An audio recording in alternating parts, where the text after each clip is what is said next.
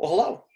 So glad we get the opportunity to continue our study with a new book of the Old Testament. We've been taking the approach of looking at these five scrolls, the Megillah, and these five stories that are included in the last section of the Hebrew Bible of the writings, the Ketuvim. And so we've gotten a chance to study the book of Ecclesiastes. We've got a chance to study the book of Ruth. And now we're going to a book that in many ways is very different in tone from the book of Ruth. We talked about how Ruth is this breath of fresh air in a difficult time of Israel's history in the period of Judges. Now we're kind of switching gears. We're going to take a look at the book of Lamentations. And Lamentations is a tough book, and there's no other real way to put it. It is a hard book to read. It is a deeply emotional book. It is a book that is concerned with mourning. And that's an emotion that in many ways, we're going to talk about this a little bit, that we're uncomfortable with in our modern 21st century Western culture. Lamentations is a book that really doesn't get used a lot. In fact, I would personally argue that I think this is the most underused book of the already underused Old Testament. And so you may not be very familiar with Lamentations. You may not have done a lot of study on this. Maybe you haven't heard a lot about this. But there is deep practical implications of this book for us. And so we're going to take a look at this. This is most of the time, if you look in commentaries, but especially if you look in your English Bible, the book of Lamentations comes right after the prophet Jeremiah. And this book has been pretty commonly associated with Jeremiah. We're going to note several times in this study how there's a lot of similarities between what Jeremiah says is going to happen and what Lamentations sees as the fulfillment in the destruction of Jerusalem. And so it's certainly either Jeremiah, perhaps it's a later disciple of Jeremiah who's very familiar with his writings. But either way, we're going to see a lot of connections between these two books of Jeremiah and Lamentations. But to kind of give us a fuller picture of the background of what's led us to the events of this book, Greg, talk to us a little bit about the history of Jerusalem up to this point and what's led up to this great mourning. I think one of the saddest parts of Lamentations is what's sad with the minor prophets, and what's tragic today is that this was avoidable. The fact that Lamentations is a series of laments is obvious from the title, but what needs to be stated is how avoidable it was. When the kingdom started, you have Saul, David, and Solomon, and we think about them, but even before that, what was the problem with that kingdom setup? Well, remember, what were the Israelites demanding from God? They said, we want a king. He said, a king's going to make your life hard and tough. And they said, no, we want a king. And he said, okay. Well, then the kingdom split. You have Rehoboam with Judah and Jeroboam with Israel. And of course, Israel had no good kings. They had no one who was righteous, no one who was faithful to God, despite the fact that he would have blessed his people who obeyed him. And so Israel, around 722 BC or so, goes into Assyrian captivity. And the thing about that is, while that was avoidable, it was an object lesson for the people of Judah. In Jeremiah chapter 3, he explicitly speaks to the people and says, look, Israel was taken into Assyrian captivity, and who should have learned from that? Well, Judah. God had promised his people way back with the initial covenant that if you disobey me, you eventually will get taken captive. You will lose access to the land. You will lose all the blessings that could be yours if you would just trust in me. And yet, not only did Israel go into Assyrian captivity, but Judah was going to be destroyed too. Judah was going to be destroyed by Babylon because of the same problems: wickedness, idolatry, and number one, most of all, refusing to trust in God. He told them that they should learn from Israel's example, and instead they ignored it. And so around 606 BC, Babylon begins taking over Jerusalem and the people of Judah. He starts by taking out people we know, like Daniel, maybe Shadrach, Meshach, and Abednego, taking some of the best out of Judah. And then in 597, they come and really start turning the screws on Judah, so to speak, really starting to take them captives, trying to take control. But 586 is when the destruction of Jerusalem really happens. And when we think about that, what was more important and iconic in Jerusalem than Solomon's temple? The idea that this is where God's people would worship, where they could connect with him, was so vital. It was so intimately linked with who they were as a people, that to see that destroyed was not only to see their way of life destroyed, it was to see their connection with God destroyed as well. Now, when Jeremiah would be prophesying with the people, he constantly ran into opposition saying, this can't happen to us. And one of the reasons and the rationale is given is, we still have the temple. Well, no temple, no man-made promise, no false prophet will ever violate what God has said. And God made it clear, if we don't obey him, if we don't trust in him, there remain a series of horrors and destruction waiting for us. And the people of Judah saw that firsthand. When you think about Jeremiah, he's often ascribed to being called the weeping prophet. Why would he be doing that? But one, he watched the people of Judah be wicked. And so he watched the further and further degradation of the people. He saw how they were going to be destroyed by Babylon, and he perhaps even witnessed the destruction of Jerusalem and the temple, seeing it set afire, setting the stage for when Ezra and Nehemiah would come into effect, that there was not even walls left in the city. There was nothing left. That would be tragic. It would be heartbreaking, and it would be a reminder of the sin of the people. And so as we think about Lamentations, Trey, what we're going to see is there's a lot that was avoidable. And as tragic as it is, and as in control as God maintains, let's trust in him. Let's try to be better about that. But in the meantime, how do we grapple with the sadness and the tragedy that is the destruction of Jerusalem? What do you think, Trey? Yeah, and one of the things that is interesting as we dive into this book, as we consider the great tragedy that's happened, is it's complete. It's a complete and it's a total tragedy, one that was, as you say, totally avoidable. And one of the ways that we see that as we look at this book is actually in the structure of it. And so if you're reading along in the book of Lamentations, you might notice that several of these chapters have 22 verses. And the reason for that, you look at chapter 1, you look at chapter 2, you get to chapter 4, all of these have 22 verses. And what's going on there is that these are, well, first of all, it's poetry. And I don't know that we've said that thus far. We'll talk a lot about the poetic aspects of this, but this is poetry. And in particular, this is an acrostic poem. And what that means is they are taking the letters of the Hebrew alphabet, the 22 letters of the Hebrew alphabet, and they are, each line, each verse starts with one of those letters. And so they just work down the alphabet that way. In fact, this happens in Scripture at least a few other times.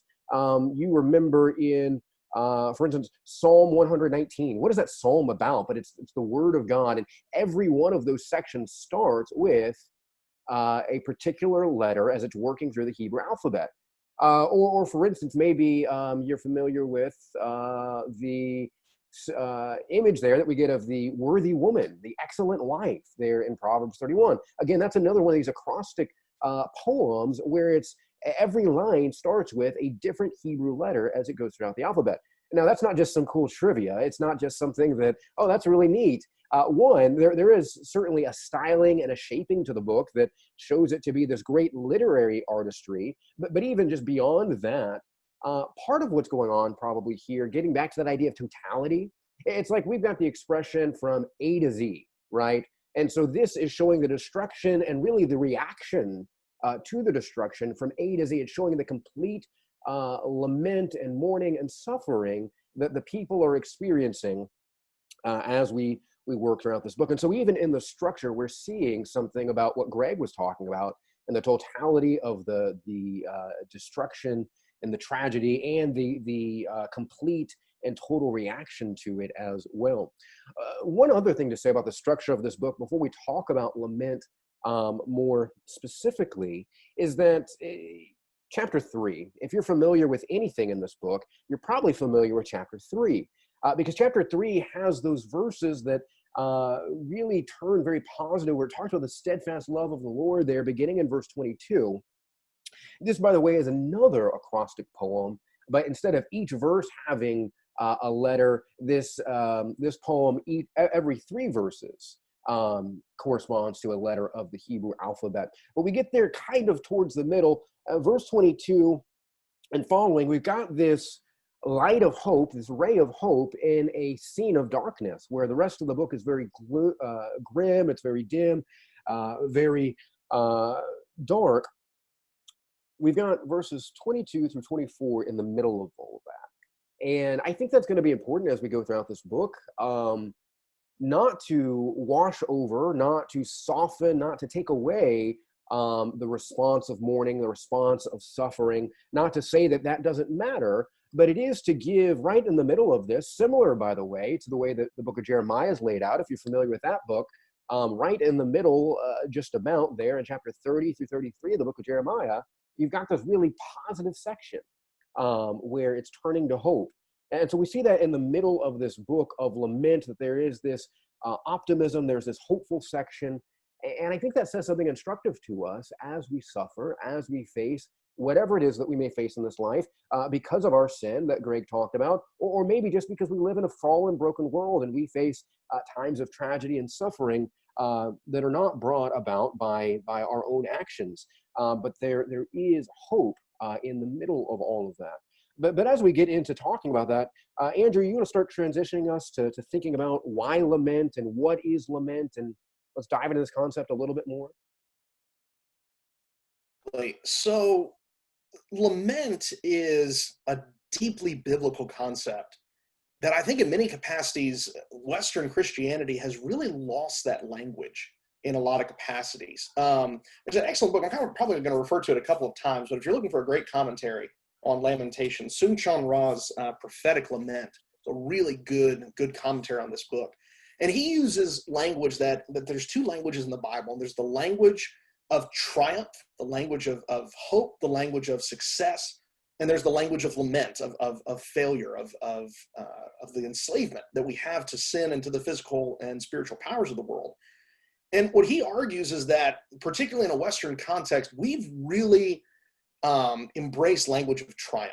We have embraced language of everything is going to be okay, and it's almost been melded into this, particularly in our context, of the American idea of picking yourself up by the bootstraps.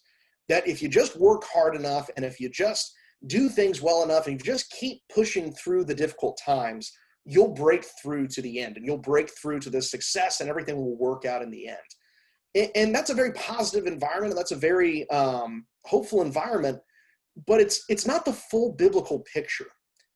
And it's not the full picture that I think God wants us to embrace. Yes, there is enormous hope offered in the Bible. And even as Trey aptly alluded to, in the book of Lamentations, there is hope to be found in God. But there is also the bitter recognition of the tragedies of life.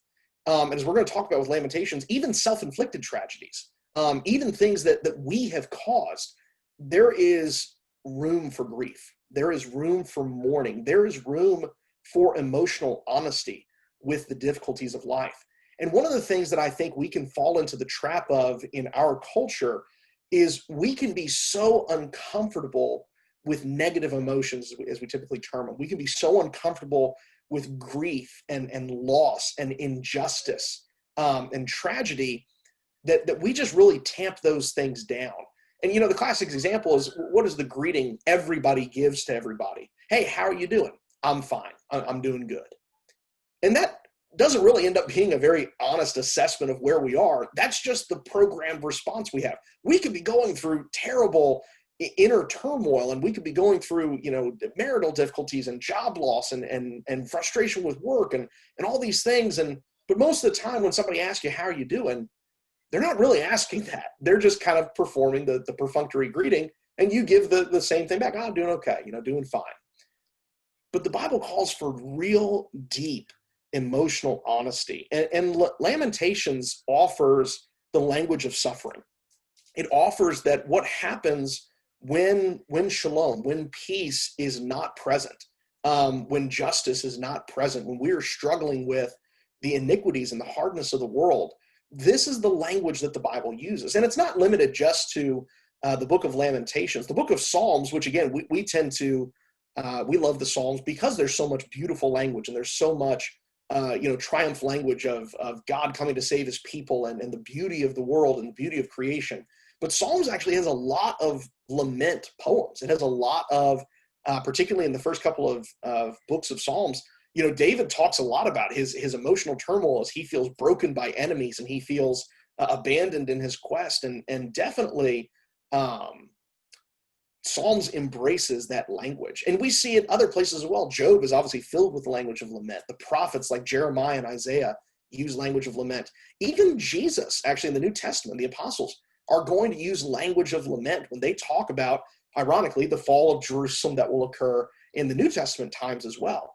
And so these are very biblical ideas. And so as you read through these and you hear the emotional honesty that's going on with this, it is going to likely be uncomfortable. It's not probably going to sound like a lot of the things that we talk about, a lot of the ways that we proclaim the glory of God. But Lamentations is going to use this language of suffering, this language of lament, to proclaim the glory of God in a way that might not be familiar to us, but the Spirit has preserved this for us to learn from, for us to understand how we can use this language. And so as we're kind of talking about this, do you guys see any other ideas here of the importance of lament, maybe some of the reasons we need to use this in a modern context? Well, I think a lot of this is going to be shown in the first 11 verses to see just what a reflection opportunity it is. Lamenting is a chance to look back and to say, hey, I did miss the mark, that this was a mistake. This was a problem, maybe even beyond a mistake. This was a colossal miss, if you will, of our opportunities. And so as you think about Lamentations, let's look at chapter 1, verse 1 through 11, and we'll start to see a lot of those applications that Andrew was talking about, and even the shape of the book that Trey went up. Let's read beginning in verse 1 here, Lamentations chapter 1. How lonely sits the city that was full of people. How like a widow has she become. She who was great among the nations, she who was a princess among the provinces has become a slave. She weeps bitterly in the night with tears on her cheeks. Among all her lovers, she has none to comfort her. All her friends have dealt treacherously with her. They have become her enemies. Judah has gone into exile because of affliction and hard servitude. She dwells now among the nations, but finds no resting place. Her pursuers have all overtaken her in the midst of her distress. The roads to Zion mourn, for none come to the festival. All her gates are desolate. Her priests groan, her virgins have been afflicted, and she herself suffers bitterly. Her foes have become the head, her enemies prosper, because the Lord has afflicted her. For the multitude of her transgressions, her children have gone away, captives before the foe. From the daughter of Zion, all her majesty has departed. Her princes have become like deer that find no pasture. They fled without strength before the pursuer. Jerusalem remembers in the days of her affliction and wandering all the precious things that were hers from days of old. When her people fell into the hand of the foe and there was none to help her, her foes gloated over her. They mocked at her downfall. Jerusalem sinned grievously, therefore she became filthy. All who honored her despise her, for they have seen her nakedness. She herself groans and turns her face away. Her uncleanness was in her skirts. She took no thought of her future. Therefore her fall is terrible. She has no comforter. O Lord, behold my affliction, for the enemy has triumphed. The enemy has stretched out his hands over all her precious things, for she has seen the nations enter her sanctuary, those whom you forbade to enter your congregation. All people groan as they search for food. They trade their treasures for food to revive their strength. Look, O Lord, and see, for I am despised. And so as we look at these first 11 verses, I think there's a couple trends that are pointed out.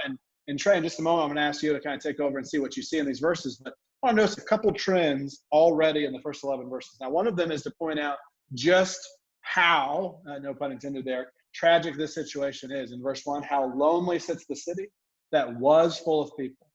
How like a widow has she become, she who is great among the nations. Jerusalem, at one point, had basically everything going for it. It had wealth. It had the temple. It had prosperity, happiness, joy, peace, just like someone who is in love and in a marriage, just like someone who is together with friends and family. And yet, where is it now?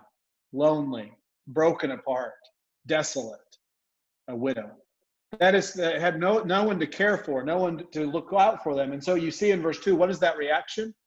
Weeping bitterly. So verse 1, you see one theme. That is that which is lost. They had everything, and now they have nothing. In verse 2, she weeps bitterly in the night with tears on her cheeks. Among all her lovers, she has none to comfort her. What does this destruction, what does this leveling off of the exalted state and pride do to us?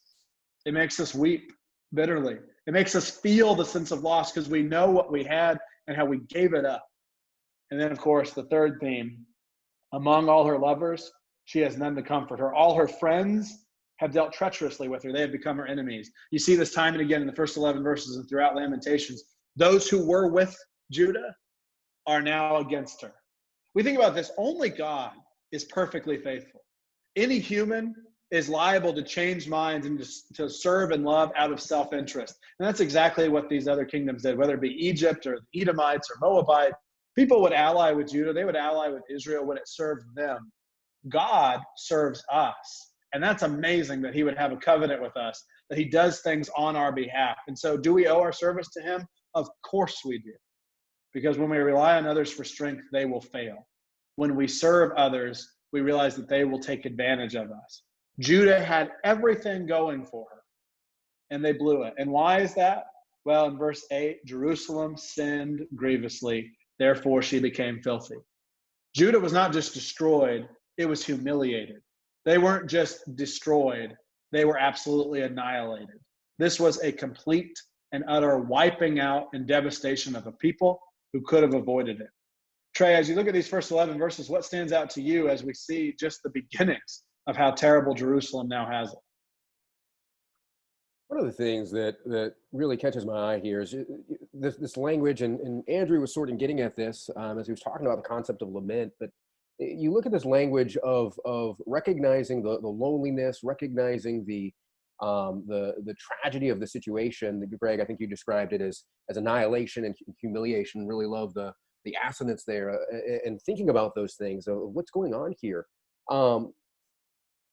The fact that the writer can talk about this and can describe this and describe this situation and talk even about how those people, and you'll notice really this first section it's sort of this third person view of what the people are going through.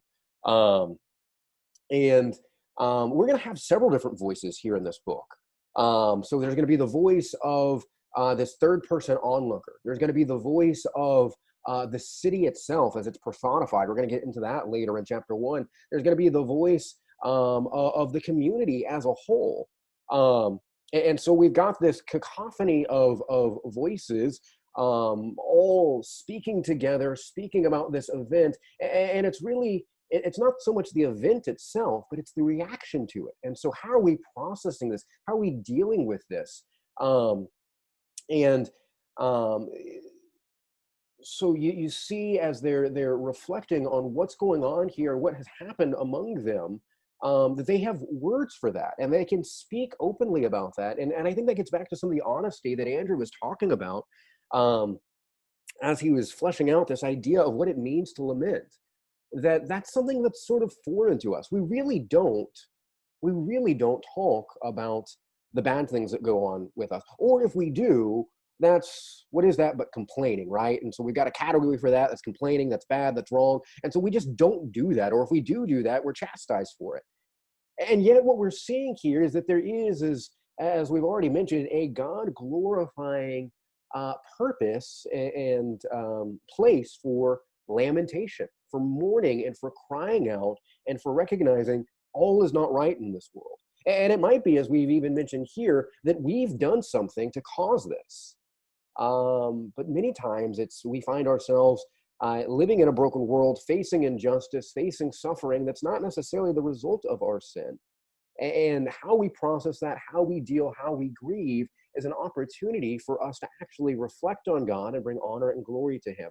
And so to get down to verse 9, as the people are going through this, and as this third party is looking at them, it now switches to what the people are saying, and it says, "O Lord, behold my affliction, for the enemy has triumphed." And then again, we got the voice of the people here, and listen to what they say. All her people groan as they search for bread. They trade their treasures for food to revive their strength. They're at such a desperate situation that they're having to give up all the family heirlooms, all the things that they valued, anything that had any worth to them. They're giving it up because they've got to get bread to eat. And they're crying out to God, and they say, "Look, O Lord, and see, for I am despised." And we might say, well, wait a minute. Why are you crying out to God? You've done this to yourself. You've brought this upon yourself. You don't have any means. You don't have any way to cry out to God. And yet that's exactly what the people do here. It reminds me of like Psalm 51, a psalm that we're probably very familiar with. It's another lament. It's a lament of David for his own sin. And he's crying out to God, "Help me, change me, restore me." And it's the same thing with the people here. Look at our situation, see us. And so there is, even in this place where the people are lost and the people are annihilated and humiliated, to go back to Greg's language, even in this place where they've brought this upon themselves, they're crying out to God for relationship. And I think that's instructive for us, that no matter what's going on in our lives, whether it's self-inflicted or not, there is still a relationship with God that we can appeal to. As Greg was talking about, even as the other nations might abandon them, they're in this covenant relationship with God. And so that becomes the lament and the situation and the tragedy.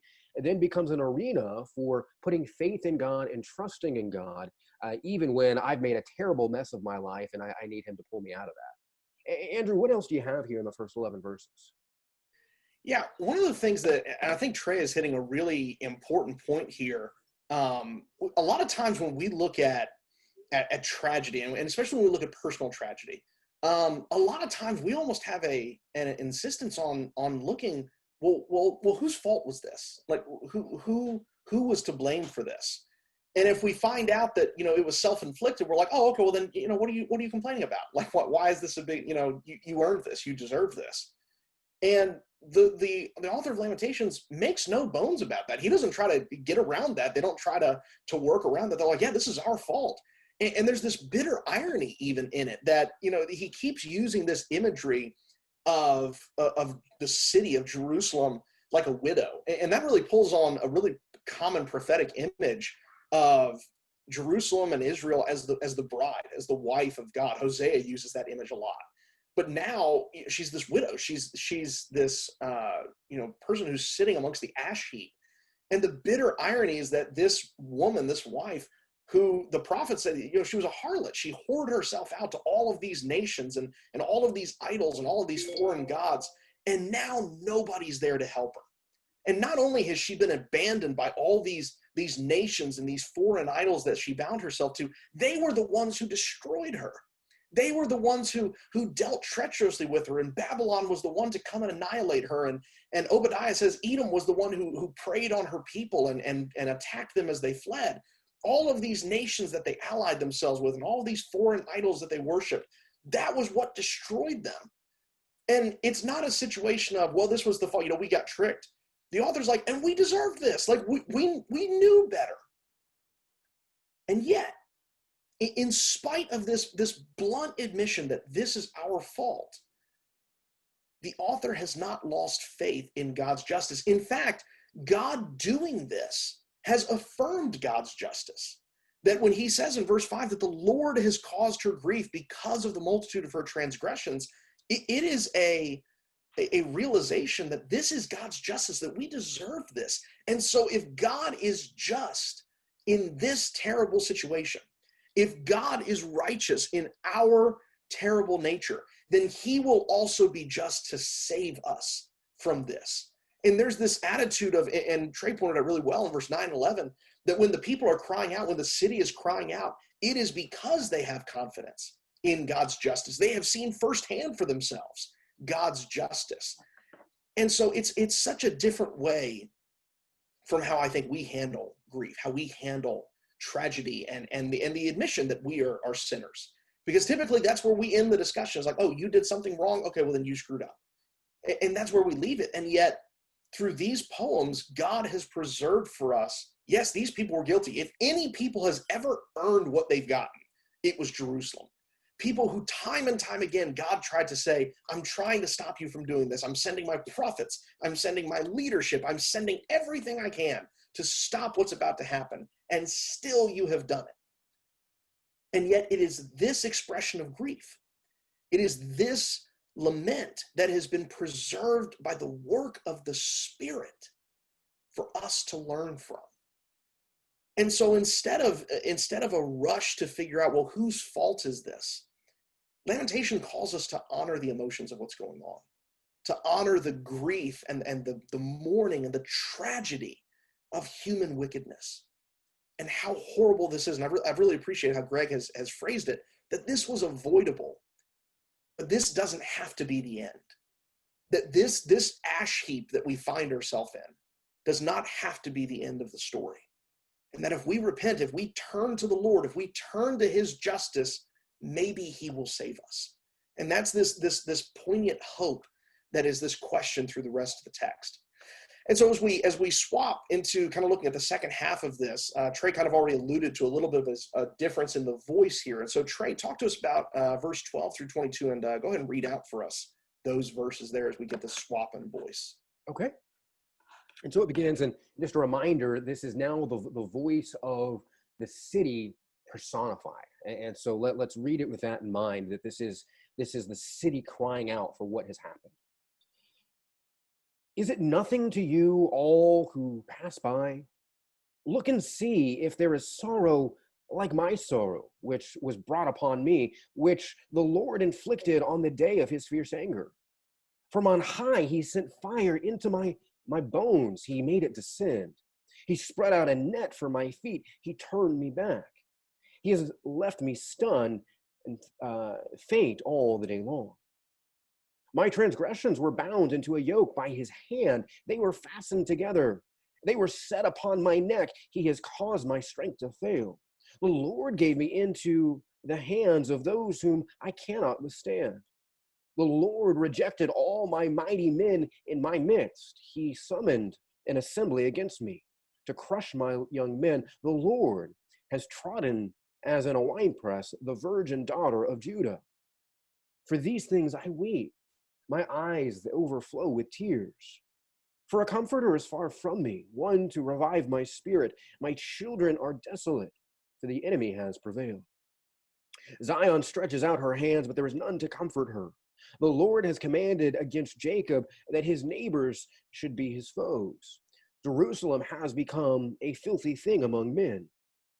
The Lord is in the right, for I have rebelled against his word. But hear, all you peoples, and see my suffering. My young women and my young men have gone into captivity. I called to my lovers, but they deceive me. My priests and elders perished in the city, while they sought food to revive their strength. Look, O Lord, for I am in distress. My stomach churns, my heart is wrung within me, because I have been very rebellious. In the streets the sword bereaves, in the house it is like death. They heard my groaning, yet there is no one to comfort me. All my enemies have heard of my trouble. They are glad that you have done it. You have brought the day you announced. Now let them be as I am. Let all their evil doing come before you, and deal with them as you have dealt with me, because of all my transgressions. For my groans are many, and my heart is faint. As we read this, and again, just to note that there is this voice given to the suffering, even the voice given to the sufferer who has brought this upon themselves. It's self-inflicted, and yet they're crying out, and they're crying out to God for him to do something about it. And they're crying out, and even you notice verse 12, look out and see, does anybody have sorrow like me? Does anybody have sorrow like I have sorrow? And so they're lamenting the situation that they find themselves in, and then they turn and they put it on the Lord. And we might read that and think, oh, well, they're blaming God. It's somebody else's fault. But we look at the text a little bit more, and they're very aware, as the city cries out, this is my transgression. This is what I have done.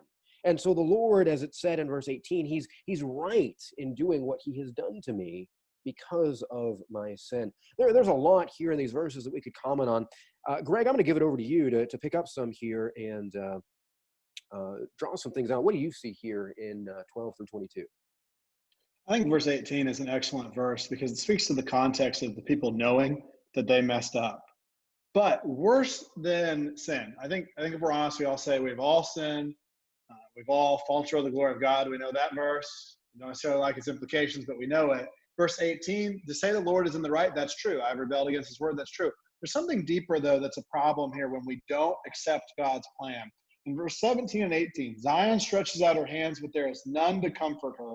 The Lord has commanded against Jacob that his neighbors should be his foes. Now, the terrible irony of Lamentations is that not only was this avoidable, it's that the very God who would be the comforter for a people who are suffering is the God that was in the right for punishing them. You see, that's our problem. When we make an enemy of God, and that's what sin does in our life, we have alienated the one person who cares for us with a love that is the model for all love. This suffering that they had, this was a lesson from God.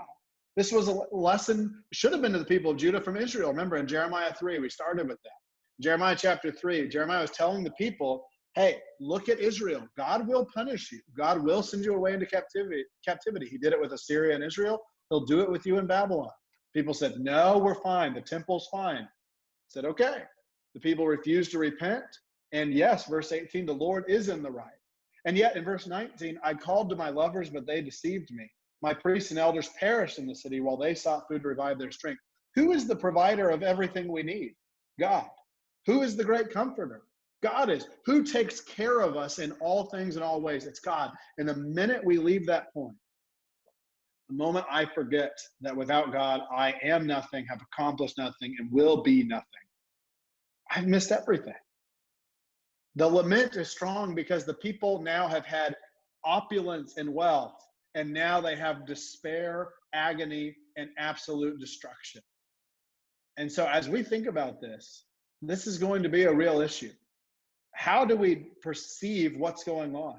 Do we perceive it as God's fault or mine? And if it's my fault, what's the only way to make it right? I think what we see is we have to start with humility that says, I've messed up. When I am in control of my life, I crashed the plane. You know, a lot of times we see this bumper sticker that says, God is my co-pilot. And that just doesn't work because I'm not a good pilot. My wife's family lives across the United States. So when we go to visit her, I get on the plane. And I'm kind of just hoping the pilot takes us where we're going. Because you know what I can do about it if he takes me somewhere else? Nothing. And you know what? If he happened to do that and mess us up, I'd go to the airline and I'd say, hey, you took me to the wrong place. And they'd put me on another plane. And you know what I can do about it if that pilot takes me to the wrong place? Nothing. We are to ride in the plane that God pilots. Trust him. He will give us the care we need. They are a widow and starving. God will give us a match. He'll give us a family. He'll give us the food and strength we need. We're lacking in courage. God says, do not fear. Are we lacking in the things of this life? Jesus said, seek first the kingdom of God and his righteousness, and these things shall be added to you. The people were suffering because they alienated the one person who could relieve them from that pain.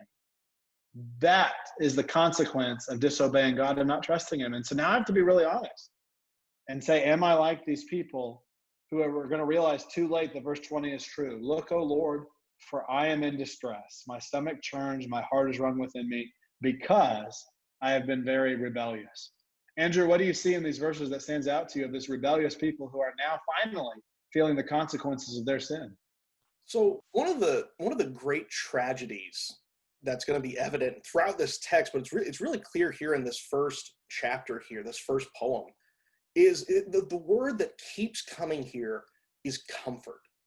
There's no one to comfort me. All of my lovers and friends have abandoned me. Our people are broken. We're scrounging for food. And those metaphors are going to get more and more intense, is that there's no comfort. And Greg's made the great point that, you know, the terrible irony is that that's God's role, is that God is the comforter. He is the one that told Israel, I will care for you as a wife. I will care for you as my daughter. But one of the things is, as we kind of start to look at Lamentations in its place in the Bible, is what it's meaning for us. Because we might be reading this and was like, man, this is really tragic for Jerusalem, and this is terrible, and you know, we need to make sure we don't do this. But the nature of the book of Lamentations is that God doesn't directly answer these poems. Now, there's a lot of attestation to God. There's a lot of things that, you know, we know that the Lord is capable of doing these things. But Lamentations, not to spoil it, ends with a question of maybe God will do something. You know, if he's not too mad with us, we hope he'll do something. But Lamentations kind of ends with this question. And that's the nature actually of a lot of the Old Testament, is that it ends on this hanging thread. And we're like, maybe something will happen. We have faith God will do something, but we don't quite know how. And that's what the New Testament does. The New Testament is not this separate thing, but the New Testament is the answer to the questions that the Old Testament is asking. And so as Jerusalem cries out, who is going to comfort me? Jesus comes to answer that question. But Jesus comes to answer that question not just as the manifestation of God, not just as the incarnation of God coming to comfort his people, but he then begins to set up his own people. He begins to set up his kingdom that is meant to comfort the nations, that is meant to go to these broken cities that have been destroyed by their own inaction, by their own terrible idolatry, by their own embrace of wickedness. And we as the kingdom, as the church, as the members of the Lord's body, we have taken on that identity of comforter. We have taken on that image of God as the ones who go to these people and tell them, we know what it means to be broken. We know what it means to be crushed and afflicted and feel as if you were abandoned. And we have good news for you. We have a gospel for you. Lamentations calls for a comforter. And God says, I am that comforter. And one of the ways that I am going to comfort you, not just through my personal experience, not just through my presence of the Spirit, but I'm going to send to you my people, my Jerusalem, my Israel. And I'm going to send them to be a comforter. And so as we look out on a broken world, and we look from our little patches of the kingdom and our little congregations, and we look at the suffering and the brokenness and the injustice of the world, do we look at that and be like, man, I sure wish they'd get themselves fixed. They keep doing all these really dumb things. They keep being idolatrous. They keep being unfaithful. Somebody really ought to go fix that. Or do we look at that and say, hey, we've got a job to do. We have an obligation to go comfort the hurting. We have an obligation to go be with the broken, to identify with the mourning, and to bring them the good news. Not just tell them about it, but show it to them. A book like Lamentations tells us that we should be deeply concerned about sorrow. We should be deeply concerned about those who, as we see in this book, who are desolate, who are broken by affliction, even if it's their own making. For the children that are starving, for the people that are suffering under corrupt rules. And one of the things about Lamentations, about Jerusalem's situation, is Lamentations makes it clear, yeah, we deserve this, but the people oppressing us are wicked too.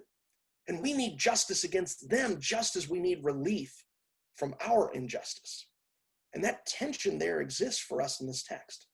And so as we talk about this, we're going to keep fleshing that idea out of the kingdom as comfort. But to me, the application as we kind of get into this is that the first step is you got to identify the dead body. You have to recognize, you can't fool yourself into looking at Jerusalem and be like, it doesn't look great, but we'll fix it. We'll get all this built back up. It'd be like being at a funeral. And I'm stealing Shin-Chan Ra's analogy here. It'd be like going to a funeral of this tragic loss of this beautiful woman who has died. And everybody's upset, and you come in and be like, yeah, but everything will just work out in the end. Even if that's true, what a terribly insensitive way to handle that.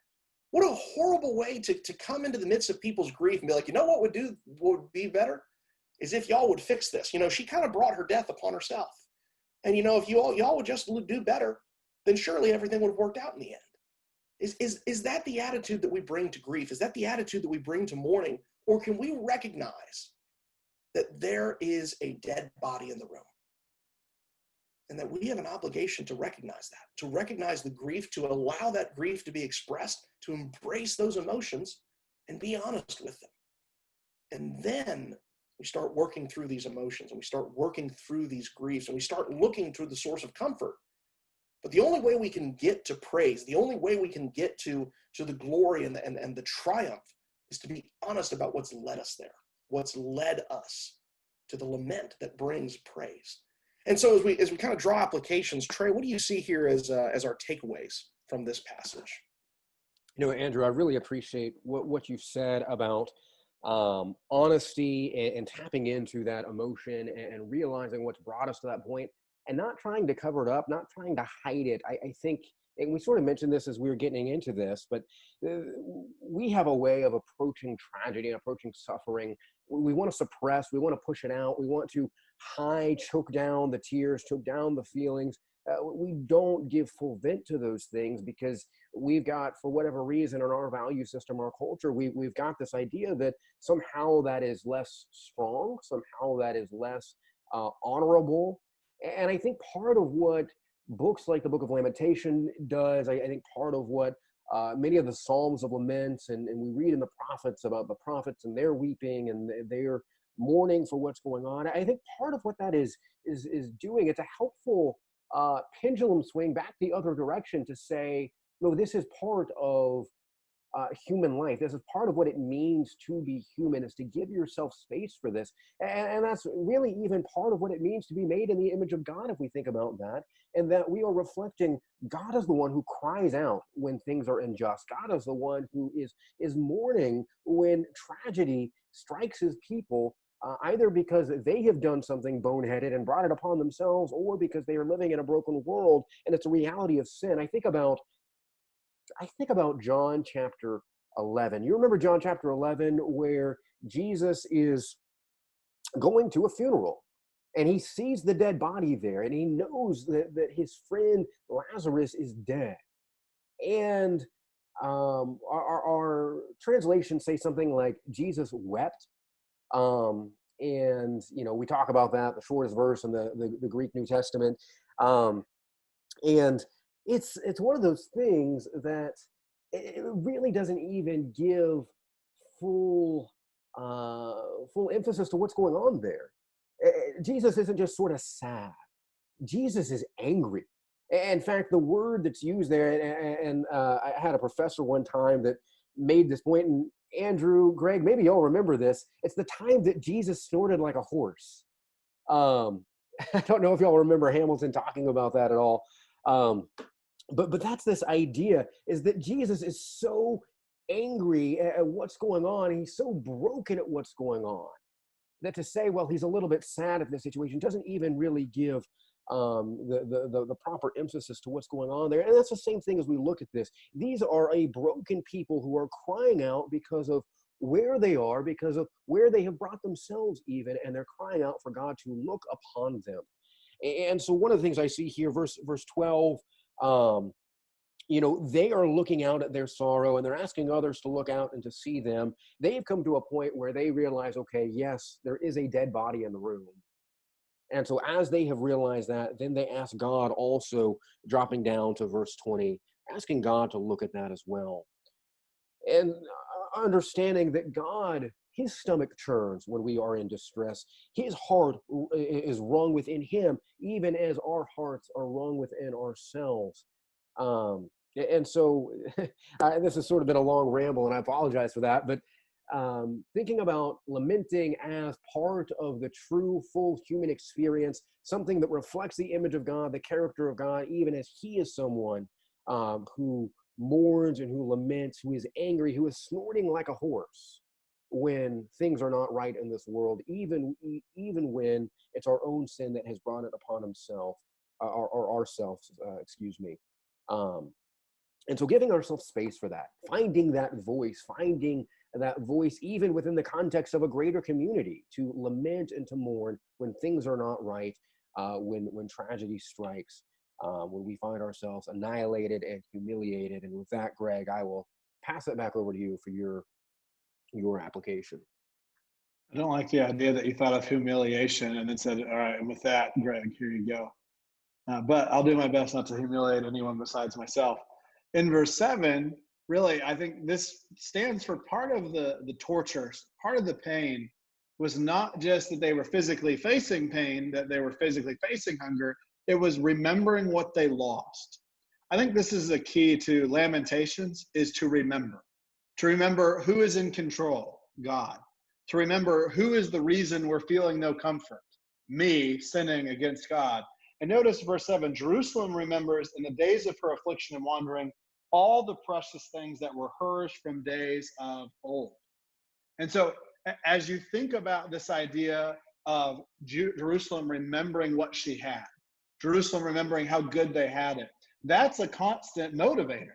And it's going to motivate us either to be prideful, to say, hey, look at what we have, or to be thankful to God.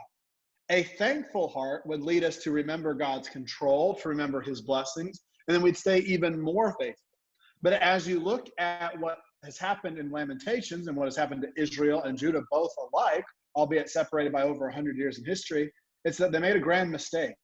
They forgot God. They forgot the reason they had everything that has now been taken away from them.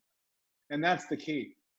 When Jesus says in Matthew 6:25, perhaps the most disobeyed direct command Jesus has, that's even in red in some of our Bibles, he says, do not worry. Do not be anxious about the things of this life, what you'll eat, what you will wear. And you think about those basic things, clothing, eating, my life, those are pretty important. There's a lot of things I worry about. I wonder about like what kind of food I'm going to eat, or being in the South, what kind of barbecue I'm going to enjoy tonight. And Jesus says, don't worry about the things of this life, even including meals at all. Well, why? Because God will provide. He takes care of the birds of the air. He clothes the grass of the field. And if we seek first the kingdom of God and his righteousness, all these things shall be added to you. And so Jerusalem is in a tough bind here of their own making. But they need to remember that they're at fault. They need to remember that God could have saved them and spared them. And by the way, that comfort that they wish they had, God's that comforter. The joy and the lack of loneliness that they wish to have, that kind of comfort and family feeling, God would have provided that. And yet they turned their back on him. And so they left all the good things God had given them. And that's when we make our mistakes. When we venture out on our own, when we tell God, no, we got it. I can pilot the plane from here. That's our mistake. Let's buckle up, trust in God's pathway, and make sure that no matter what, we go where he wants to lead us, because he leads us to a place that is full of all the good things, because all good things come from God. When I pilot myself, I find myself here being honest, saying in verse 18, the Lord is right, for I have rebelled against his word. Our suffering is exposed. Our deeds will be exposed. The question is, can we avoid it by trusting in God in the interim? And Andrew, as we wrap up the study, I'm wondering what you think of chapter 1 and what particularly stands out to you. Because as we just get through this, we keep coming back to the idea of honesty, but I've so appreciated being able to read this and incorporate something that we don't typically do. And that's one of the things that I just encourage all of our listeners, all of the dozens and dozens of you that probably listen to this, or all three of you. I encourage you to embrace the uncomfortableness of this, to embrace that this may not be something you're very familiar with. This may be something that you're very uncomfortable with, the idea of lamenting personal sins, the idea of lamenting the state of a nation, the idea of lamenting injustices that occur in our land. But don't let that discomfort prevent you from engaging with what the Spirit thinks is important. Do not let a lack of experience with these things, with these words, prevent you from engaging in God's work. And so allow these things to sink in. Meditate on these things. Pray to God about these things. Let God's words impact you. We talk so much about, the word of God is a two-edged sword.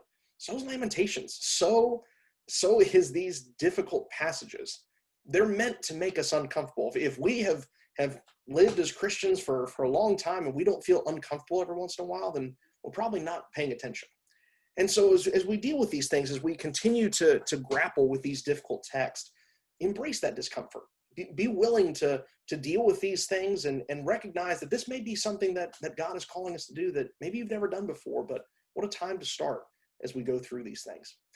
Thank you so much to both Greg and Trey for joining us. I forgot to mention in the introduction that both of these guys have been with us for the past two studies, Greg in Birmingham and Trey in Tupelo, Mississippi. Continually thankful for both of their presences in these studies. Again, just great stuff and really important things for us to consider. Lord willing, next time we're going to get into Lamentations 2, a second poem, very similar in some capacities, but also going to start to expand some of our understanding of this idea of lament. Thank you so much for joining us. We look forward to doing this next time. See you then.